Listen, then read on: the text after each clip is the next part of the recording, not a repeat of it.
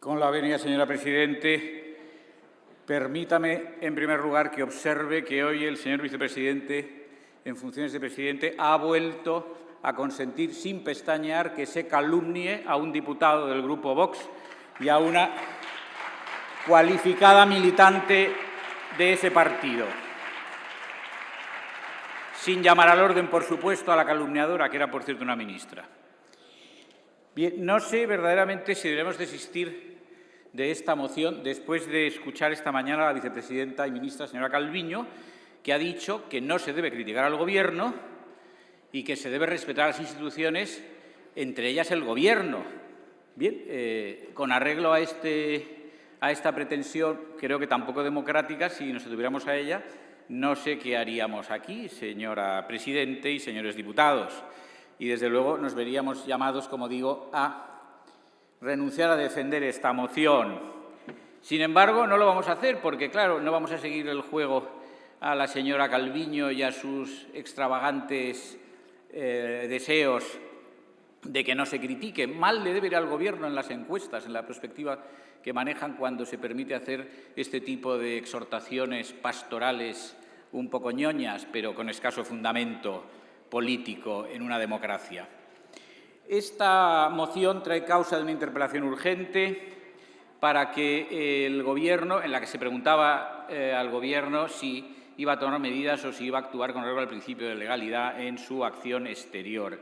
El principio de legalidad, que reconoce el artículo 9.3 de la Constitución y que el 103.1 aplica a la Administración y que dice en este precepto, que consiste en el sometimiento pleno a la ley y al derecho de la Administración, no es un principio ni un sometimiento pleno a la ley y a la Constitución que sea del agrado del Gobierno. Es más, el Gobierno sistemáticamente en el orden interno ataca la legalidad y la Constitución.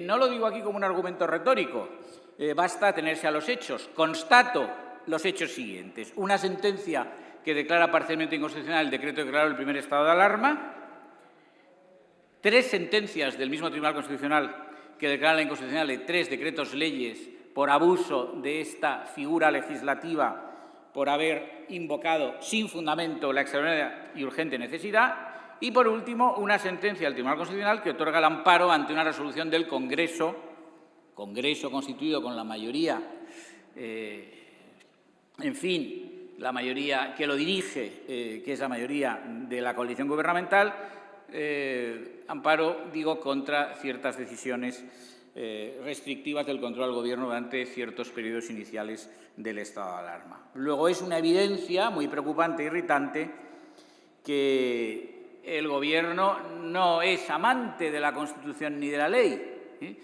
como tales resoluciones de tan alto tribunal manifiestan por sí mismas, por no hablar de la iniciativa de reforma de la elección de los vocales del Consejo General del Poder Judicial, que ha debido ser reprimida por la propia Comisión Europea como contraria al principio de independencia de los jueces y, por consiguiente, igualmente contraria a los principios de la Unión Europea.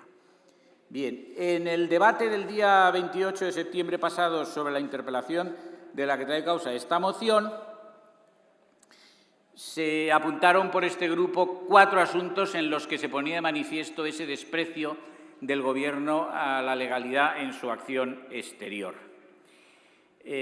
Sería una fantasía de ilusión pueril por nuestra parte pensar que si el Gobierno ataca la legalidad y la Constitución en el orden interno, vaya a observar hacia la Constitución y las leyes un respeto reverencial en su acción exterior. Esto no tiene ningún fundamento. Por lo tanto, estos 4 hechos que ahora voy a mencionar ilustran perfectamente ese ataque que es también en su acción exterior.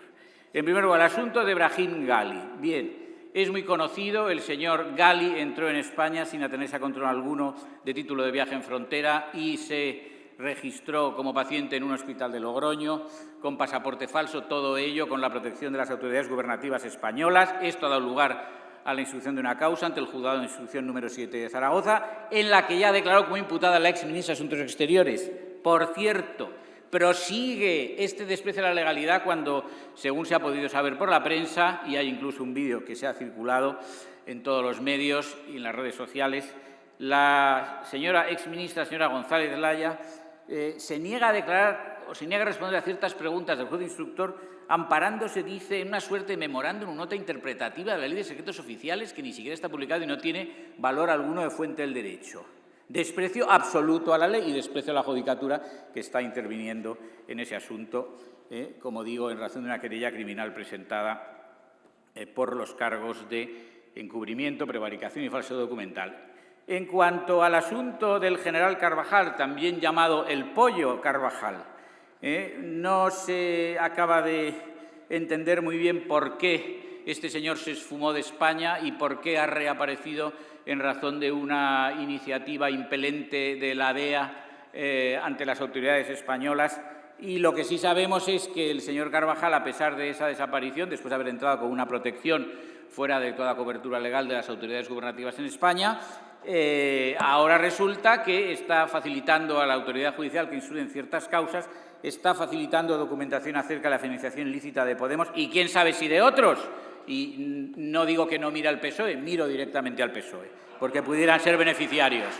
Siquiera sea por contagio de quienes han disfrutado de ella, que son los del PSOE. Bien, el asunto Bolivia, pues idem, por cómo es posible esa intervención de funcionarios españoles en la Embajada de España en Lisboa, en La Paz, para proteger a exmandatarios del gobierno antidemocrático del señor Morales, a los que no se les había concedido asilo político. No hay explicación ninguna.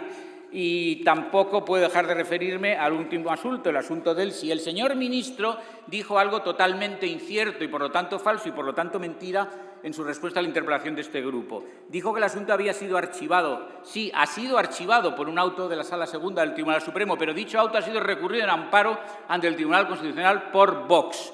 Entre otras cosas porque el auto yerra gravemente cuando dice que un reglamento de medidas restrictivas de la Unión Europea es una decisión política, es una fuente del derecho. Discutible será acaso si la infracción jurídica, cualquiera que ésta sea, como la de ese reglamento, sea necesariamente prevaricación. En fin, Muchas gracias, señora Presidenta, concluyo. Muchas gracias. Muchas gracias.